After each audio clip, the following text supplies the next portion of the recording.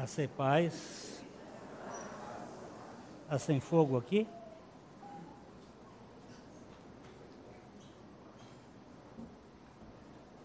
Tá bom. Como é que vocês estão? Você já viu a pessoa do lado?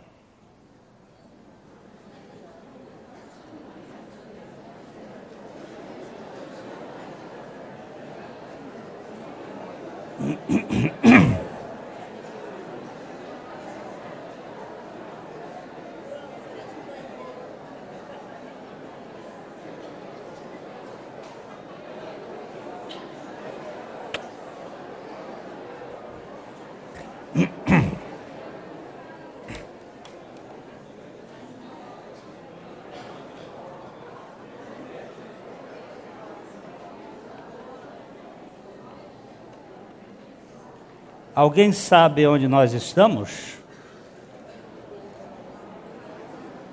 Daniel, né? Qual é a rua? Daniel 4. Nós vamos ler hoje os versículos de 28 a 34.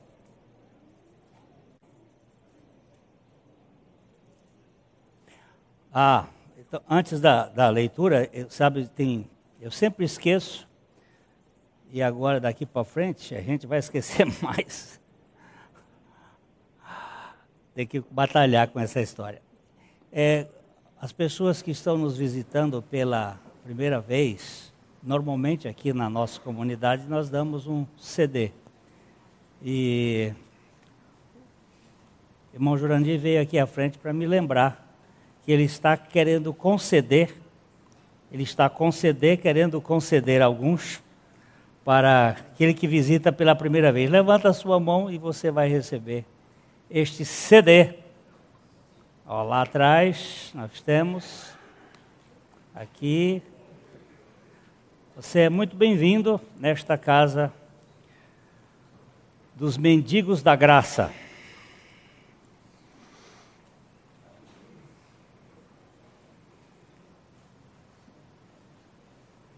Ok? Tem mais alguém? Irmão Jurandir, dá uma olhada lá atrás, bem atrás. Bem atrás, bem atrás. Lá no canto de... está lá. Ok. Então nós vamos ler Daniel capítulo 4, verso 28 a 34. Aqui nós temos a humilhação do sonhador. Lembra-se que o rei Nabucodonosor era um sonhador, teve alguns sonhos, e este sonho, ele estava no seu palácio, estava bem tranquilo, bem distraído, bem acomodado, e ele viu uma árvore enorme que ia até o céu, com ramos, galhos, onde as aves do céu se aninhavam, os bichos comiam daquela árvore, e ele ficou perplexo e chamou os seus servos para tentar interpretar, os caldeus, os feiticeiros, os encantadores, para ver se dava uma interpretação, e eles não puderam. E nós chamamos a atenção que possivelmente este Nabucodonosor fosse o terceiro Nabucodonosor, ou Nabonito. E nós dissemos que há 4 Nabucodonosor, possivelmente o primeiro foi Nabopolassar, o pai do segundo, que seria o chamado Nabucodonosor II, o terceiro seria esse Nabonito, e o quarto foi o que morreu aqui em 2000, qual é o nome dele? Saddam Hussein. E possivelmente ele se declarou como sendo Nabucodonosor II, por falta de conhecimento da história. Ele tentou fazer a construção de um novo sistema, e Este homem, ele estava perplexo com o sonho que teve e pediu que os seus assessores viessem interpretar, e eles tiveram dificuldade, e Daniel explicou que aquele sonho se referia a ele, Nabucodonosor, e que ele ia ser destruído, o sistema, mas ele iria ficar preso na terra com o tronco, agrilhoado, e que ia passar 7 períodos sobre ele, e ele iria comer capim como os bois, e iria ficar durante aquele período até que ele volvesse os olhos para o céu e pudesse ver a Deus. Isto aconteceu. Então, aqui do verso 28 até o verso 34, nós temos aí a humilhação do orgulhoso. Porque quando o homem não se humilha, Deus vai ter que humilhá-lo. Ok? Então vamos ler o texto, capítulo, os versículos 28 até 34 de Daniel 4. Todas estas coisas sobrevieram ao rei Nabucodonosor. Ao cabo de 12 meses, passeando sobre o palácio real da cidade de Babilônia, falou o rei e disse: Não é esta a grande Babilônia que eu edifiquei para a casa real, com o meu grandioso poder e para a glória da minha majestade? Falava ainda o rei quando desceu uma voz do céu. A ti se diz, ó rei Nabucodonosor, já passou de ti o reino. Serás expulso de entre os homens, e a tua morada será como os animais do campo, e far-te-ão comer ervas como os bois, e passar-se-ão 7 tempos por cima de ti, até que aprendas que o Altíssimo tem domínio sobre o reino dos homens e o dá a quem quer.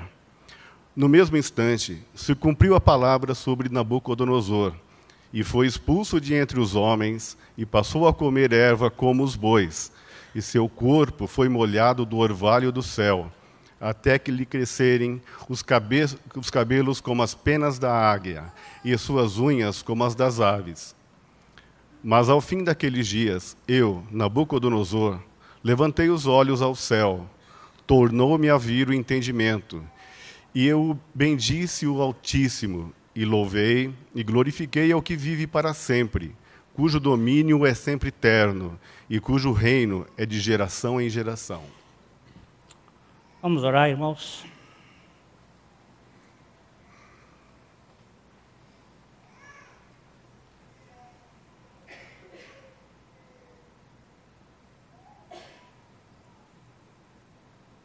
Pai, aquieta o nosso coração diante de Ti, para que vejamos que Tu não improvisas nada, mas que Tu tens controle sobre tudo. Nada é acidental, mas tudo tem um propósito. Dá-nos a graça de conhecer o Teu caráter e a Tua fidelidade.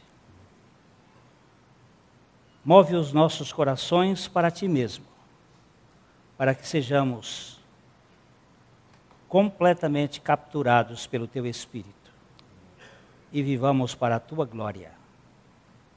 Em nome do Senhor Jesus. Amém. Domingo passado, nós estivemos olhando esse texto no seu estado geral, em todos os aspectos, vendo que todo pecado é contra Deus. Quando se fala a palavra pecado, esta palavra está ligada a uma atitude do homem diante de Deus. Que todo pecado é grande, mas há um pecado que é considerado como o maior e mais grave de todos os pecados. Ele é chamado o pecado dos pecados. O pecado é sempre contra Deus. O crime é contra os homens. Há pecado que também é crime.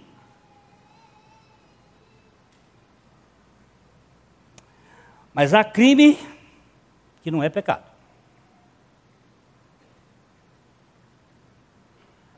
Como assim? Eu posso matar uma pessoa e não pecar. Como assim? O pecado é sempre voluntário.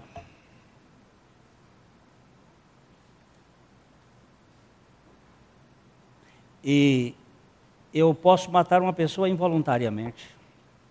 Eu estou dirigindo o meu carro, pneu fura, eu derrapo na estrada, pego uma pessoa que está lá no meio-fio, cometi um crime, no direito ele é chamado de culposo, porque ele não havia intenção. É um crime, mas não é pecado. O pecado de Adão foi um pecado voluntário. Ele teve tempo.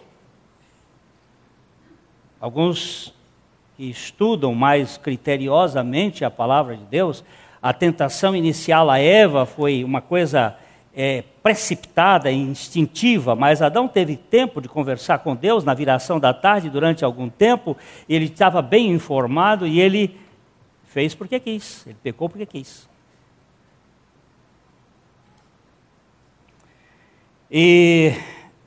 Mas há um pecado que é muito mais sério do que todos os outros, que é este pecado do capítulo 4 de Daniel. No domingo passado, nós lemos aqui um texto do livro Cristianismo Puro e Simples, de C.S. Lewis. C.S. Lewis, ele foi convertido a Deus pela graça de Deus, estudando matemática.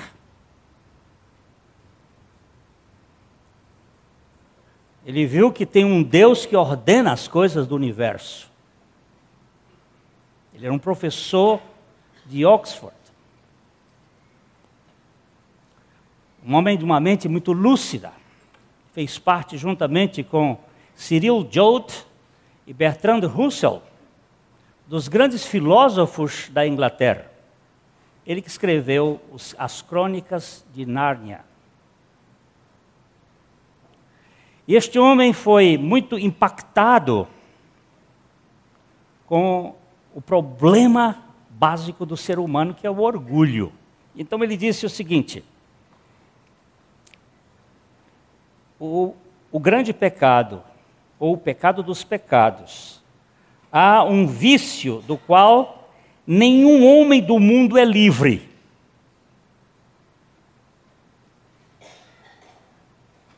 E que todo mundo detesta quando vê em outros. E de que quase nenhuma pessoa, com exceção de alguns poucos cristãos, imagina que eles são culpados desse pecado. Não há nenhuma falta que estamos mais inconscientes de sermos culpados do que esta. E quanto mais temos em nós mesmos, mais não gostamos de vê-la nos outros. O orgulho é esta realidade que existe em todos nós. Mas eu só percebo o pecado do outro, o orgulho no outro, eu nunca vejo em mim. Eu nunca me enxergo como uma pessoa orgulhosa.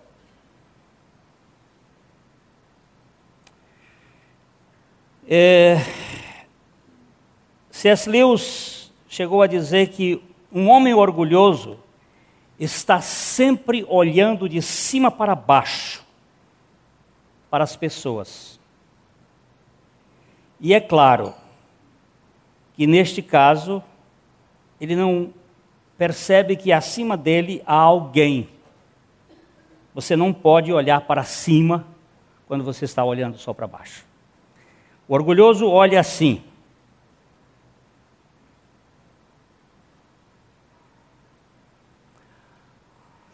Mas quando nós estamos no fundo do poço, a gente clama ao Senhor. E o Salmo 130 diz: das profundezas do fosso eu clamei ao Senhor. Aí você levanta a cabeça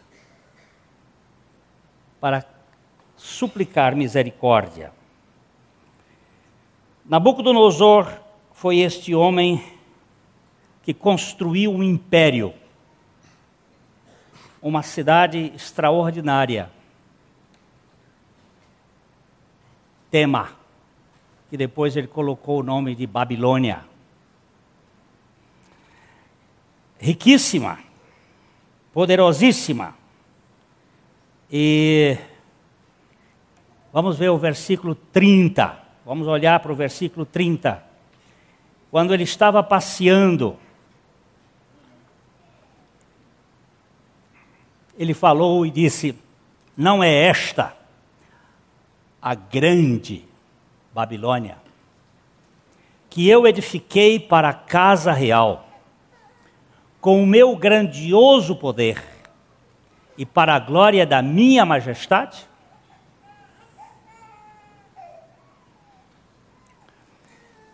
Eu me lembro que eu estava aqui em Londrina há pouco tempo, e eu vinha numa busca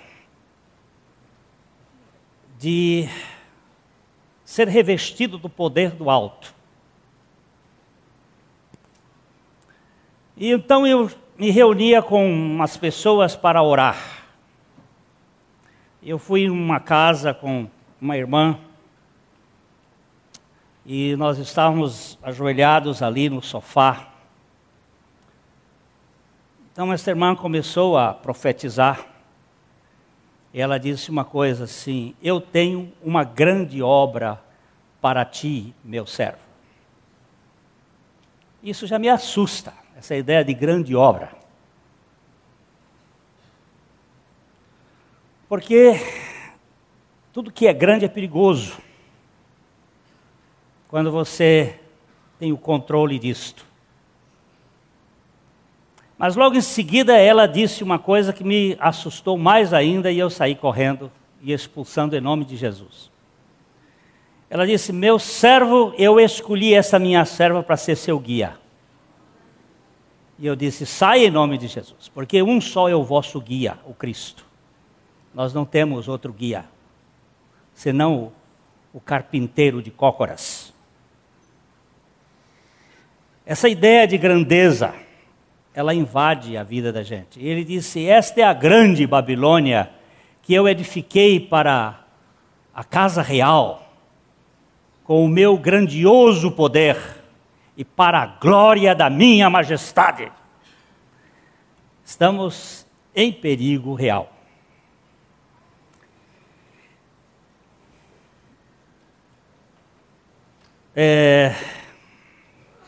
A questão básica do Evangelho é a palavra humildade. Nós vamos ter que andar devagarzinho, porque isso é muito importante. A palavra humildade. Vamos citar 3 textos, que da vez passada nós passamos por cima. Provérbios, capítulo 3, versículo 34. Provérbios 3, 34. 3 vezes a Bíblia nos chama a atenção para esta questão. Certamente, ele escarnece os escarnecedores, mas dá graça aos humildes. Deus escarnece os escarnecedores, os petulantes, os soberbos. Tiago, capítulo 4, versículo 6.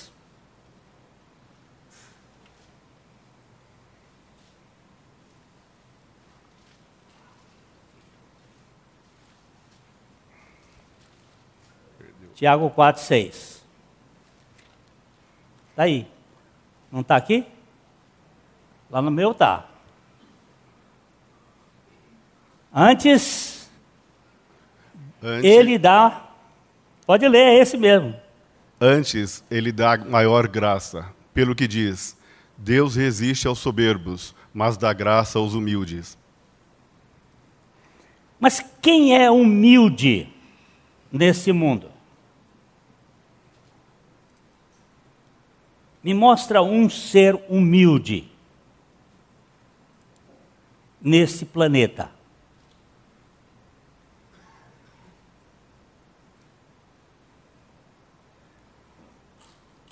O menininho na escola foi considerado humilde, educado, estudioso, bom colega, sempre serviçal, e a turma resolveu dar-lhe um título de o the best em humildade. Mas logo em seguida o professor tirou. Sabe por quê? Ele pendurou no uniforme.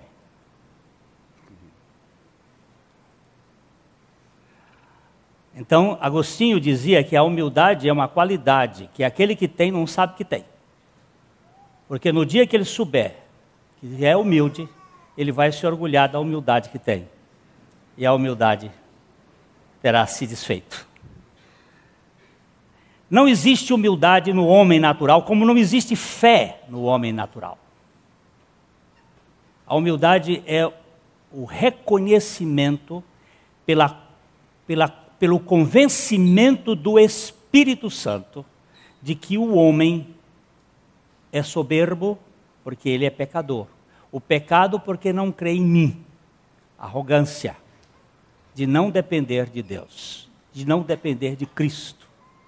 Isto é uma operação da graça que manifesta a nossa indignidade diante das realidades desse mundo. Mas quando nós somos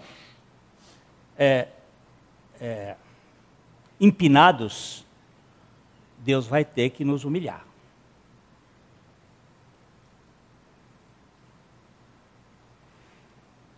De alguma maneira ele vai levar-nos à humilhação. Ainda em 1 Pedro 5,5, o apóstolo Pedro está falando aos líderes da igreja, e aqui ele fala desse versículo 5,5. Rogo igualmente aos jovens, sede submissos aos que são mais velhos. Outros sim, no trato de uns com os outros, cingi-vos todos de humildade, porque Deus resiste aos soberbos, contudo, aos humildes concede a sua graça. Deus resiste aos soberbos.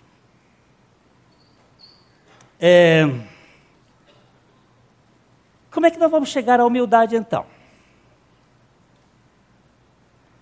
Muitas vezes é pelo fracasso. Vocês se lembram do filho pródigo? Chamado filho pródigo, eu chamo o segundo filho, da família de 2 filhos.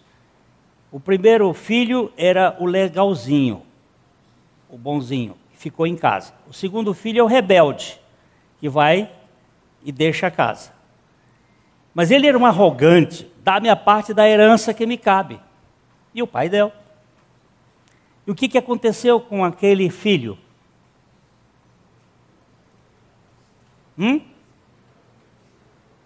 Ele foi para o fracasso. Benditos sejam os fracassos nas nossas vidas, porque são essas escolas de quebrantamento. Ele chegou ao fim no chiqueiro do porco, e lá no chiqueiro do porco ele viu quem ele era, mas ele viu mais ainda, ele viu quem o pai dele era. E quando ele se viu, caiu em si e disse: eu tenho um pai que tem condições de fazer a minha vida se tornar diferente, e voltou. E ele voltou com uma palavra: eu não sou digno. Isto é a palavra humildade. Eu não sou digno. O outro, que era o bonzinho, em razão de não ter experimentado as bondades da misericórdia do pai, quando o irmão chegou em casa, ele ficou indignado. Porque o orgulho nos deixa indignados. Mas a misericórdia, ao permitir o nosso fracasso, ela nos põe na condição certa de que somos indignos e, portanto, podemos experimentar algo da graça de Deus. E, queridos irmãos, se nós não conhecermos isto, Deus vai nos humilhar, de alguma maneira. Em Lucas, no capítulo 18, versículo 14,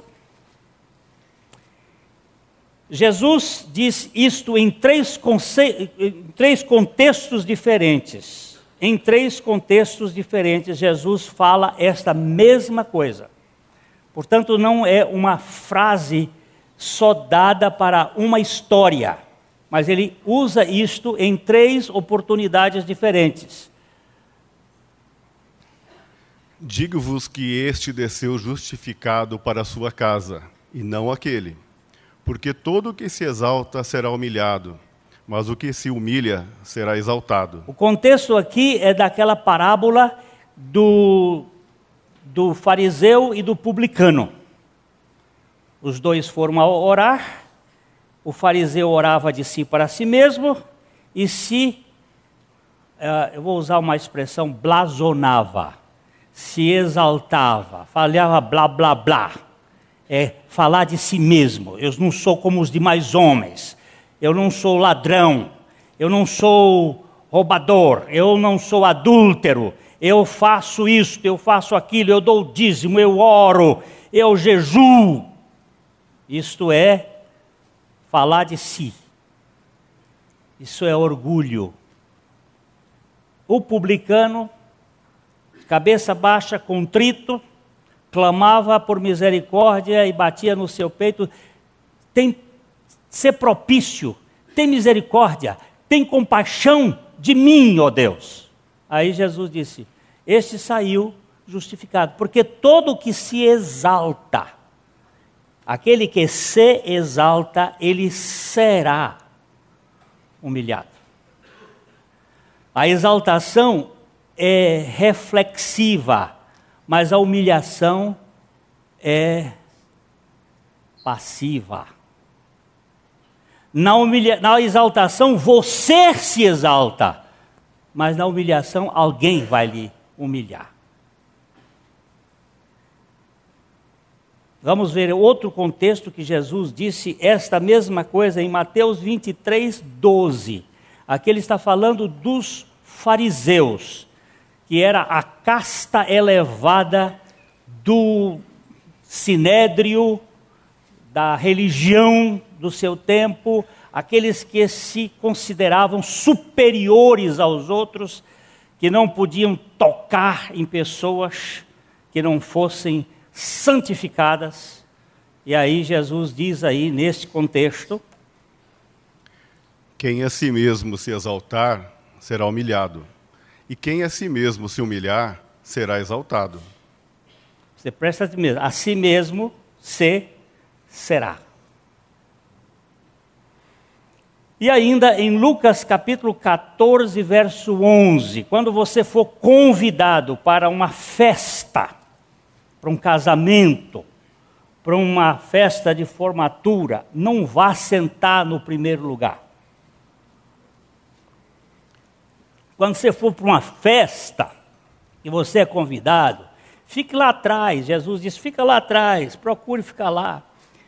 Para não ser que o dono da festa já tenha colocado uma mesa para você e ele lhe convide, porque é tão feio quando você chega.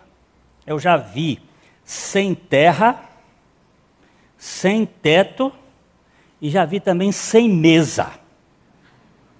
Eu já fui a alguns casamentos que você tinha a mesa e chegaram os sem mesa e invadiram a mesa. E pegam até a placa de reserva e põem debaixo. Aconteceu lá em Cascavel conosco. Nós ficamos sem mesa e aqui nós fomos expulsos. Minha mulher deixou a bolsa juntamente com os outros padrinhos e os sem mesa vieram, tomaram a mesa E chegou... Aí tivemos que catar as bolsas lá e tirar, porque esse é o estilo. Então Jesus disse assim, quando você for, não entre nessa história de ocupar o primeiro lugar, porque depois alguém vem lhe tirar de lá. E aí, nesse contexto, Jesus está falando, é preferível você caminhar pela humilhação. Vamos ver aí, pois todo que se exalta será humilhado, e o que se humilha será exaltado. Em todas as 3 ocasiões, o Senhor está chamando a atenção. Por quê? Porque nós sofremos de uma síndrome de patamar, de palco, de púlpito, de plateia. E é difícil estar em posição elevada e não ter um autoconceito de nós mesmos. É muito difícil. Eu sofro com esta síndrome. O orgulho é o pecado mais antigo do universo. Ele começou lá no Jardim do Éden. Nós já vimos isso aqui num outro, quando Lúcifer quis assumir o altar de Deus. O mais disseminado, embora seja o mais disfarçado. A gente não olha, é difícil ver. E contudo, ele não demonstra que esteja enfraquecendo com a idade. Apesar de tão antigo, parece que ele tem uma vida renovada. Uma vez um pregador disse aqui, nessa igreja, que o orgulho, ele tem 2 Os. Orgulho. Quando o primeiro O cai, o outro permanece em pé. Ele nunca cai. Ele fica sempre pronto para dizer. Se dizer, não morreu, cai. Morreu não, está ali. Eu conto uma historinha dessas antigas bobas, mas era a história de mamãe. Na cidade havia Pedro 100. Pedro 100 era um homem que tinha, de tudo ele tinha 100. 100 fazendas, 100 lojas, 100 edifícios de apartamento. Eu vou modernizar aqui. De tudo ele tinha 100. Mas houve um revés na vida dele e ele ficou sem nada. Perdeu tudo. E ele pedia esmola na frente da cidade. Ele dizia assim, dê uma esmolinha a Pedro 100. Que ontem teve e hoje não tem.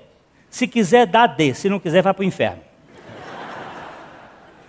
Então, ela dizia assim, ele perdeu tudo, só não perdeu a pose, o orgulho, a grandeza. E isto é muito frequente. O orgulho é a adoração idolátrica de nós mesmos. E é a religião do inferno.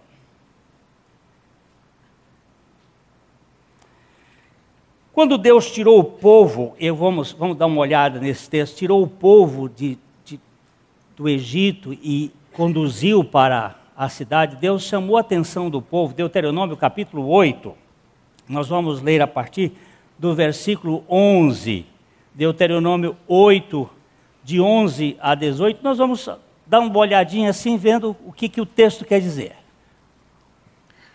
Guarda-te de não te esqueças do Senhor, teu Deus, não cumprindo os seus mandamentos, os seus juízos e os seus estatutos, que hoje te ordeno. Primeiro, volta aqui só, querido, guarda-te. O verbo guardar é um verbo em português que vem de origem francesa, que significa regarder, que significa manter perante os seus olhos. A gente guarda e não sabe onde está. Minha esposa e eu estamos numa fase que a gente diz assim, olha, quando guardar alguma coisa, conta para o outro.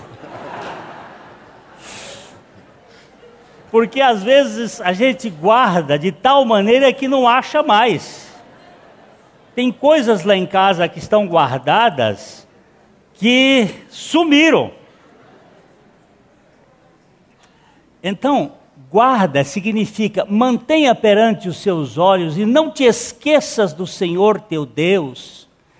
Cuidado, por que a ceia deve ser sempre repetida? Para não esquecermos, é lembrança, para a gente lembrar. Nós somos uma raça que esquece das coisas. E para cumprir os mandamentos, os juízos, os estatutos que hoje ordenam. Vamos ao versículo seguinte. Para não suceder que, depois de teres comido e estiveres farto, depois de haveres edificado boas casas e morado nelas, depois de se multiplicarem os teus gados e os teus rebanhos, e se aumentar a tua prata e o teu ouro, e ser abundante tudo quanto tens, se eleve o teu coração e te esqueças do Senhor, teu Deus, que te tirou da terra do Egito, da casa da servidão. Presta atenção. A gente, eu já vi isso muito, com 41 anos de pastorado aqui, eu vi alguns casos. Pessoas que tiveram uma vida difícil, vieram de circunstâncias familiares difíceis, com pobreza. E depois que eles vieram para a igreja, tiveram um bom sucesso, um êxito, se desenvolveram, ficaram gordos. Nós vamos já verificar o que é isso. Ficam nédios. E dão coice. Precisaram de Deus na penúria, mas quando fica forte, Deus está chamando a atenção. Cuidado com isto. Vocês podem cair nessa confusão aí. Você fica forte e acha que foi você que conseguiu. Vamos ver como é que o texto vai dizer. Se eleve o coração. Sim. Vamos voltar aqui. Se eleve o teu coração. O teu coração e te esqueças do Senhor, teu Deus, que te tirou da terra do Egito, da casa da servidão, que te conduziu por aquele grande e terrível deserto de serpentes abrasadoras, de escorpiões e de secura, em que não havia água, e te fez sair água da perderneira. Que no deserto te sustentou com maná, que teus pais não conheciam, para te humilhar e para te provar e, afinal, te fazer bem. Não digas, pois, no teu coração, a minha força e o poder do meu braço me adquiriram estas riquezas. Antes te lembrarás do Senhor teu Deus, porque é Ele que te dá força para adquirires riquezas, para confirmar a sua aliança, que, sob juramento, prometeu a teus pais, como hoje se vê. Está vendo? Ele está dizendo, olha, cuidado, porque essa é uma tendência muito humana. Não! Fui eu que consegui isto. E se esquece de que foi o Senhor que te deu força, que te deu saúde, que te deu condição, que te deu inteligência, que te deu oportunidade, que te deu possibilidade. Todos nós sofremos com essas questões. A frase da minha sogra: o dia do benefício é a véspera da ingratidão.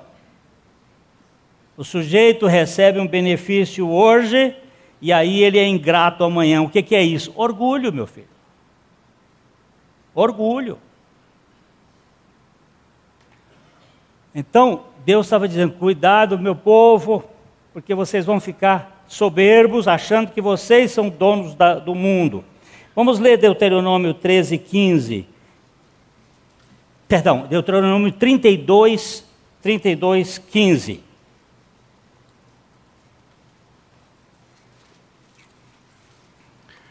Mas, engordando-se o meu amado, deu coices, engordou-se, engrossou-se, ficou nédio e abandonou a Deus, que o fez, desprezou a rocha da sua salvação. Olha cá. Engordando-se o meu amado. A palavra no hebraico é Jesurum. Há um ano atrás nós falamos sobre esse assunto aqui. Quando você fica nédio, gordo, você dá coice. Cavalo magro não dá coice, porque ele não tem nem força. Mas quando fica forte, acha que pode, e aí larga Deus. Rebela-se contra o Senhor, faz as coisas por sua própria conta. Ele disse: o meu amado, o meu povo, a minha igreja, a igreja de Laodiceia, de nada tenho falta, sou rica, sou abastada.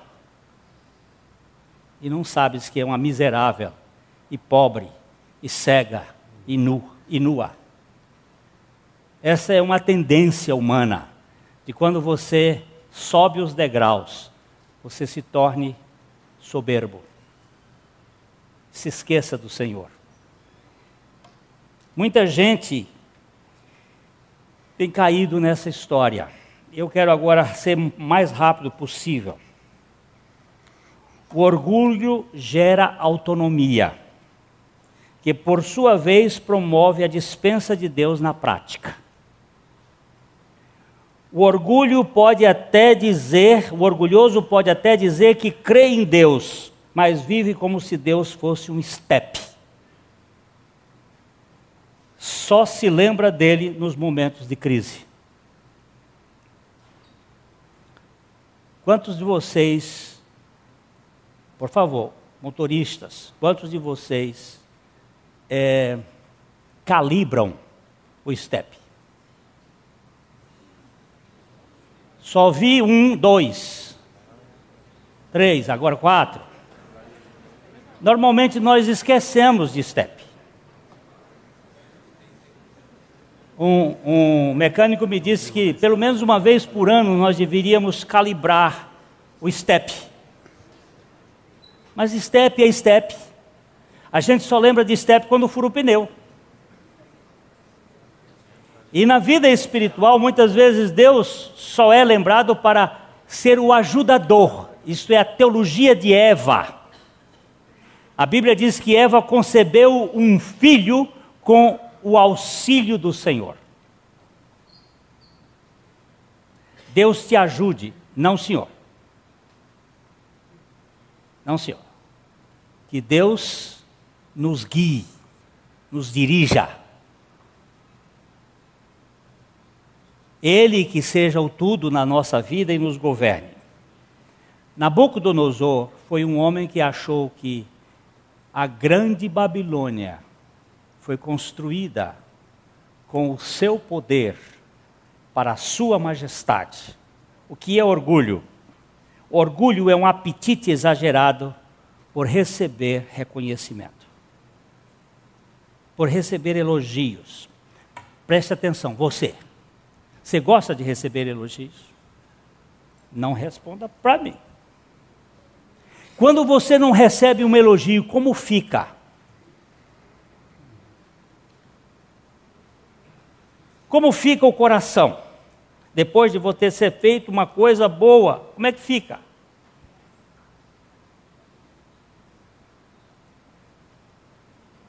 É para diagnóstico, só isso aqui. Para você saber se você é ou não orgulhoso, porque eu não passei em uma.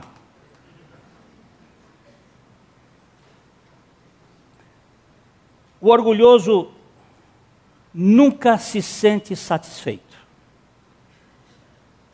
Existe um descontentamento crônico. É característica do orgulhoso, ele está reclamando. Passou aí? Passou? Nota 10 ou mais ou menos? Quantos de nós está satisfeito?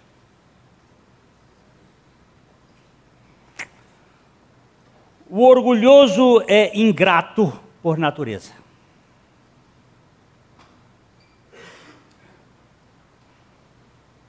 Depois que eu falei aqui, e passados 30 anos, eu nunca tinha recebido uma pessoa para agradecer os casamentos, comecei a receber agradecimentos.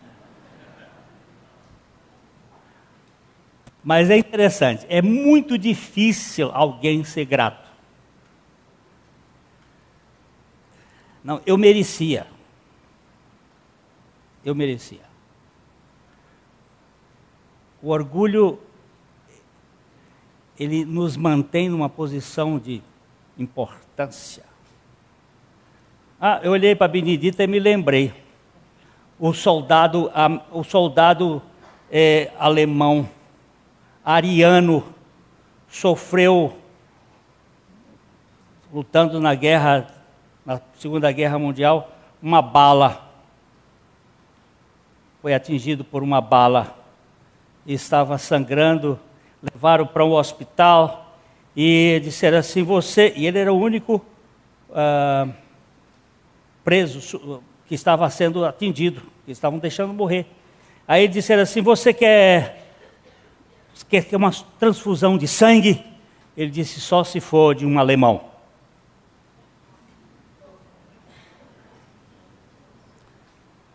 Só se for de um alemão. Morrendo, mas não deu o braço a torcer.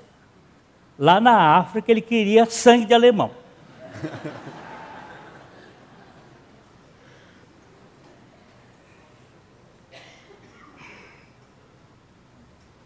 O orgulhoso não é ensinável.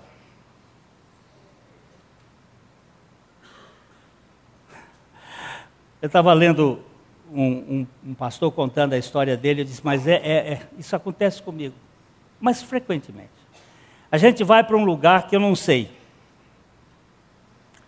E hoje já tem o GPS que ajuda, mas para um tal lugar que eu não sei, quem disse que eu pergunto?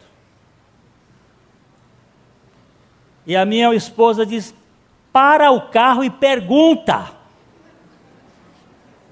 E quem disse que eu pergunto? Agora eu quero ver quais são os homens corajosos aqui que levantam a mão e dizem que também fazem a mesma coisa. Olha aí, ó. A grande maioria dos homens, tudo orgulhoso, não pergunta. Aí é minoria. Nós achamos que podemos. É humilhante perguntar. Não é isso? É humilhante perguntar. O orgulhoso não pode ser, ele não pode ser ensinável. Ele é soberbo.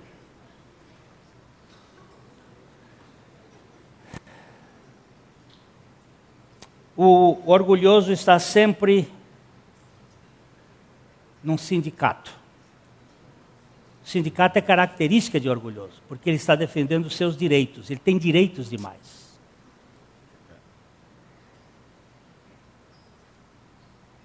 Você não vai encontrar sindicato da graça. Na graça são mendigos que ficam na porta esperando as migalhas que caem. O orgulhoso não suporta a repreensão. Eu sofro deste mal quando minha mulher me repreende. Eu a chamo de Dona Belinha. Dona Belinha era minha mãe. Ela já morreu em 92. Para de querer me ensinar. Ou para de querer me corrigir. Isso é orgulho.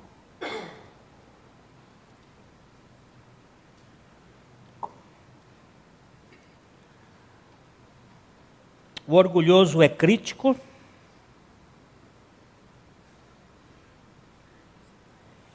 E ele odeia o orgulho nos outros.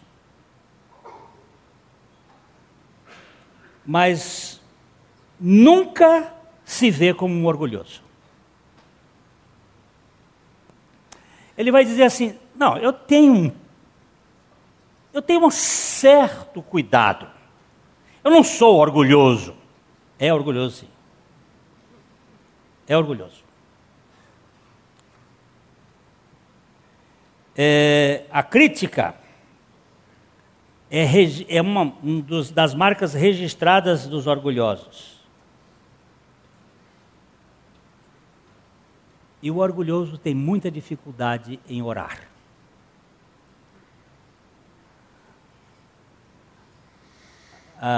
Na escola da oração de Murray, André Murray, ele diz: é preciso desapiar do seu cavalo e prostrar-se como um cavalheiro que se ajoelha diante do seu Senhor. Quem não é humilde nunca vai orar. Ele vai exigir. A teologia da atual, ela é chamada de decreta. Você ordena que Deus faça.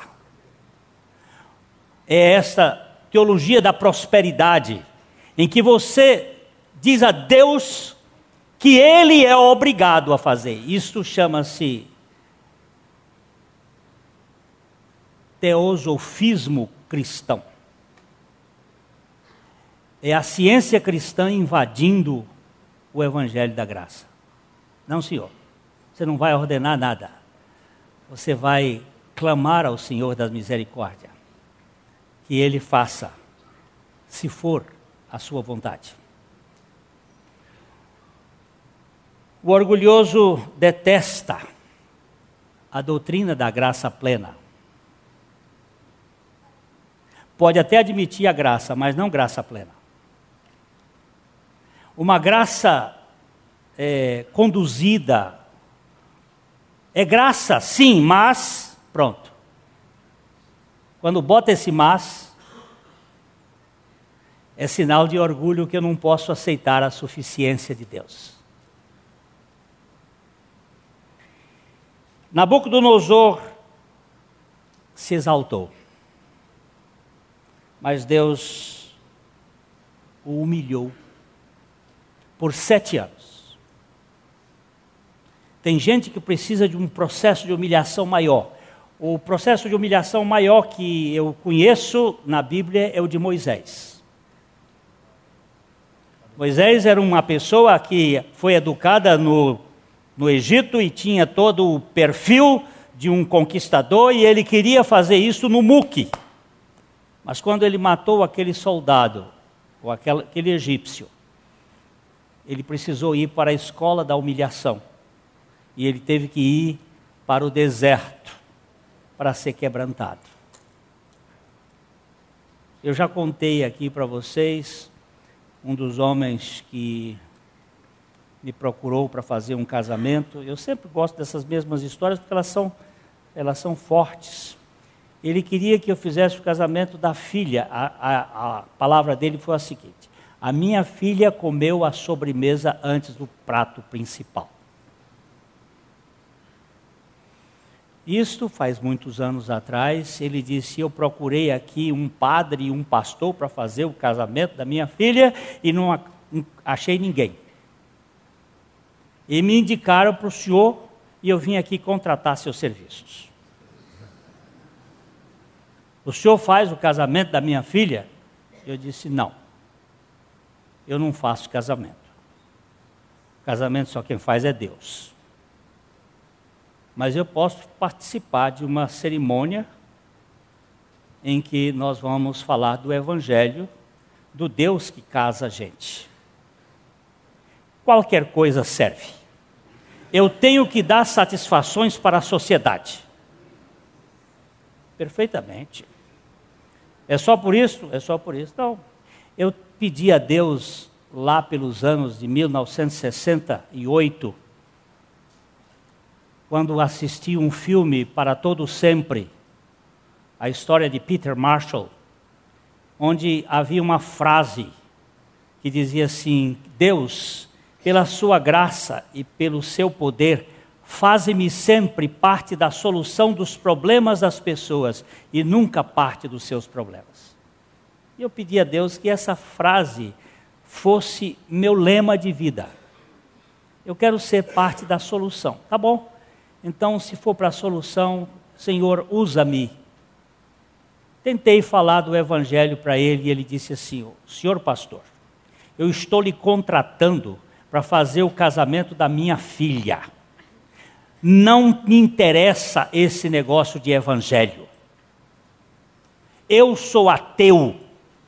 Eu não tenho interesse. Falando forte assim. Você via que a convicção do homem era inabalável. Eu pensei cá comigo e disse assim: bem, vai ser uma oportunidade de eu pregar o evangelho no dia do casamento. Não tenha conversa. Tá bom, tudo bem, vamos, acertamos o dia. Quanto custa o seu trabalho? Eu disse: o senhor não tem dinheiro para pagar. Aí tinha que mexer um pouquinho com o orgulho dele. Como assim? É uma fortuna? Eu digo: não, foi pago já isso aí, e quem pagou, pagou com sangue. E o preço disto é: de graça dai o que de graça recebeste. O senhor não tem poder, não tem dinheiro para pagar a graça de Deus. Olha, pastor, eu não quero saber mais de evangelho. O senhor já está querendo... Eu tentando entrar um pouquinho e ele foi cortando. Tudo bem, no dia, nós fomos, minha esposa e eu, fomos no Canadá, estivemos lá sentados, aí veio a hora e o evangelho. Opa, pregar o evangelho.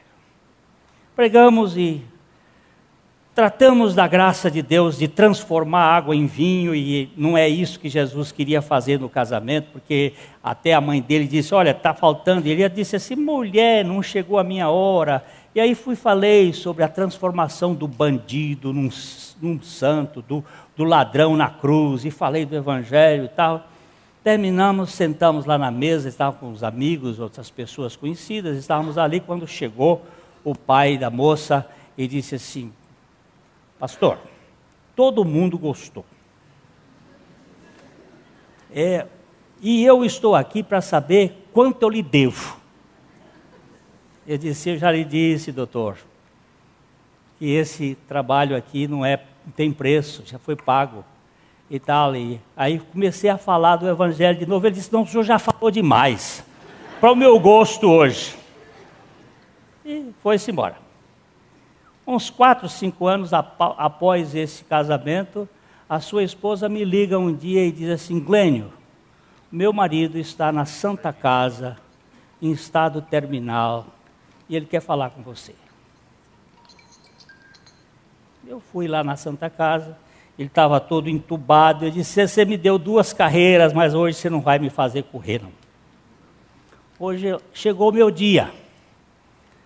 E eu comecei a falar do evangelho para ele, e ele descia as lágrimas,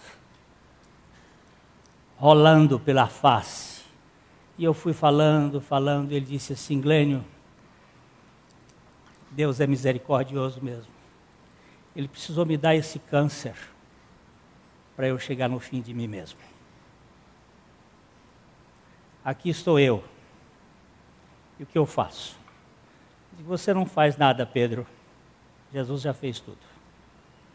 Agora você recebe aquilo que ele deu. Eu disse: eu recebo. Ali conversamos mais um pouco, ele recebeu a Cristo. Pela madrugada, ele chamou a sua esposa e disse assim: por favor, leia aquele salmo do bom pastor. Eu estou indo para a casa dele, eu vou esperar você lá. No dia do velório, ela me contou essa história, nós fizemos uma palavra. Você acha que você ganha de Deus?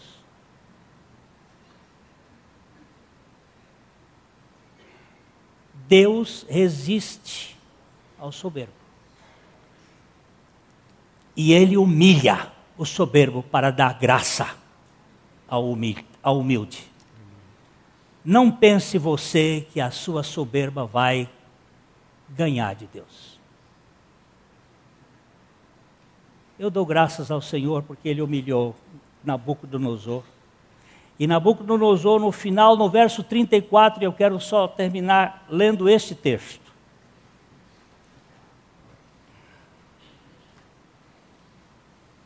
Mas, ao fim daqueles dias, 7 anos pastando,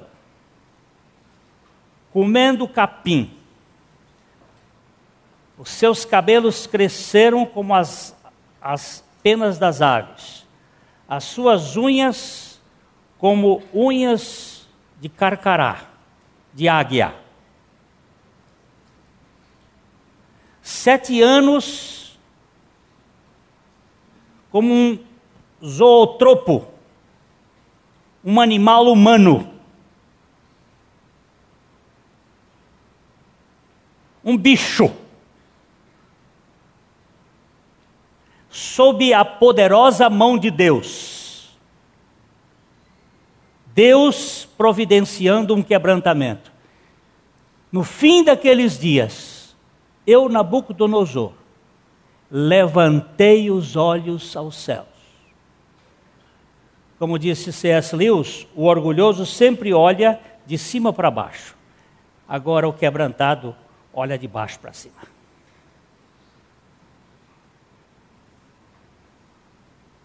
Eu disse ao Pedro, lá naquela cama, Deus te botou aqui, Pedro, para você poder olhar para cima, porque você só olhava para baixo, na sua arrogância.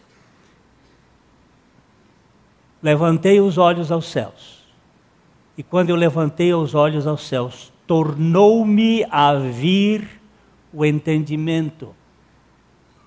7 anos de loucura. E eu bendisse o Altíssimo. Lembra-se que este é o nome. Ainda há pouco vocês cantaram aqui, El Elyon, o seu nome, que não tem outro igual. É o Altíssimo que governa céus e terra, que tem controle de fio de cabelo.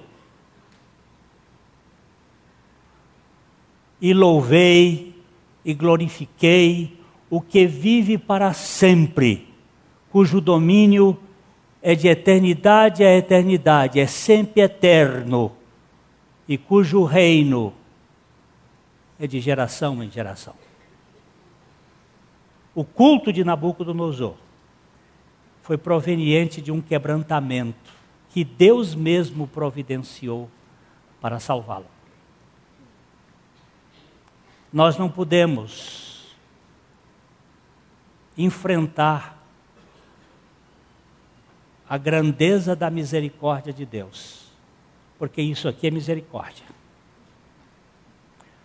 Nossos sofrimentos, nossas lutas, nossas dificuldades, nossas doenças. Ainda hoje um irmão amado, ao chegar aqui, disse, Glênio, meu irmão, me conta essa história do seu câncer. Eu digo, meu amigo, eu estou nas mãos do Altíssimo. Eu estou nas mãos do Todo-Poderoso, porque já estão lhe botando na sepultura. Eu digo, eu vou na hora certa, quando o Altíssimo determinar. Eu posso morrer de outra coisa, mas eu estou nas mãos dele, descansado na suficiência de Deus. Não estou aqui falando da boca para fora, não. Estou dizendo exatamente aquilo. Estou seguro, bem seguro na potente mão de Deus. Meus irmãos queridos, não existe acidentes de percurso nas nossas vidas. Existem providências de quebrantamento do Altíssimo para nos levar dessa arrogante atitude de soberba, para nos quebrantarmos de joelhos diante do Altíssimo e ficar quietos, dizendo, Pai, bendito sejas tu, que tem me permitido passar pelo vale da sombra da morte. Mas mesmo passando pelo vale da sombra da morte, eu não temerei mal algum, porque tu não deixas de estar comigo, tu estás comigo para sempre. Durante essa semana a gente tem lutado aí com casos familiares de doenças, de problemas, e às vezes a gente perde o sono, e uma noite dessas aí eu fiquei. Vou para um lado, vou para o outro, e aí o Senhor disse, o que é que você vai ficar fazendo aí agora aí, com insônia? Vem para mim o colo. E aí foi no colo dele, que eu encontrei descanso, como uma criança amamentada no colo da sua mãe. Mas isto, ele tem que quebrantar o meu orgulho, porque eu sou orgulhoso. Senhor, tem misericórdia de nós. Quebranta-nos. Remove.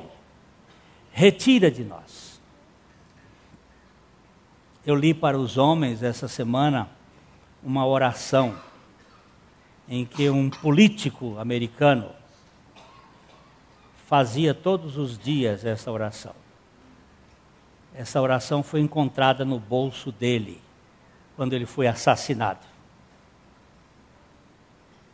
Ele diz na oração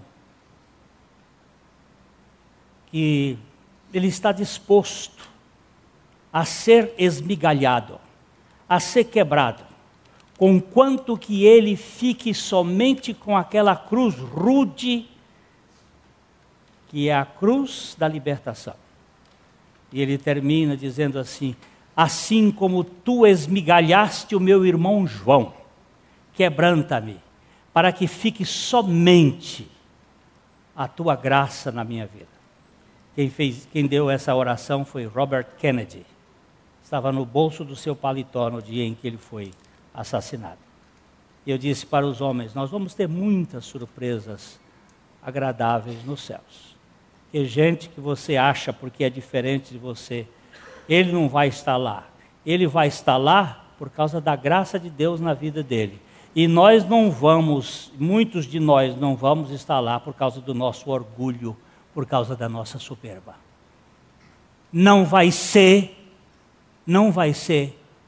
o pecado qualquer que vai impedir, mas sim o pecado do orgulho, que é aquele que nos mantém distante da confiança em Jesus Cristo.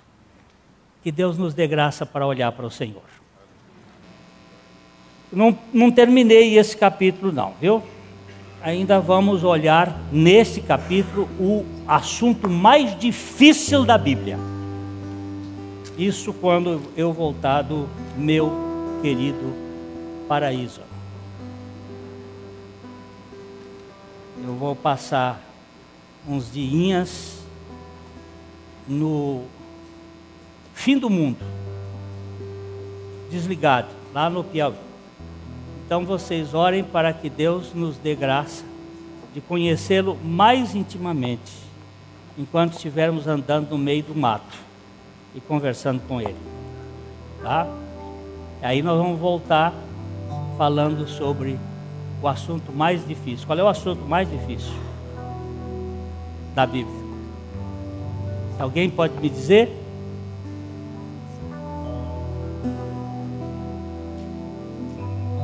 Eu dou um presente.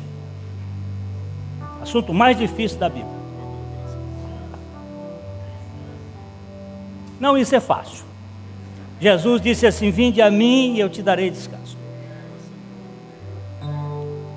Também é fácil. O Espírito Santo convence.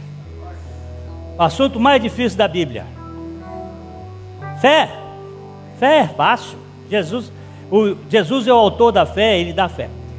Assunto mais difícil da Bíblia. Rendição também. Quem foi que falou? Soberba. Soberba. Não, soberania. O assunto mais difícil da Bíblia é soberania.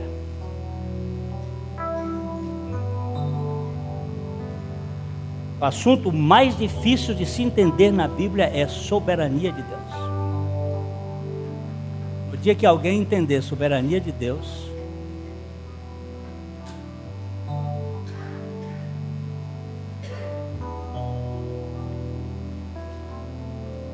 viu? A Bíblia diz que nós erramos por não conhecer o poder de Deus e as Escrituras. E a soberania de Deus, Deus é soberano e não cabe na cabeça da gente. Que tudo que está acontecendo na sua vida, na minha vida, tem um propósito de Deus e neste universo. Nada. Você vai verificar quando ele vai dizer assim: ninguém pode resistir à sua vontade. Ninguém. É difícil a soberania de Deus.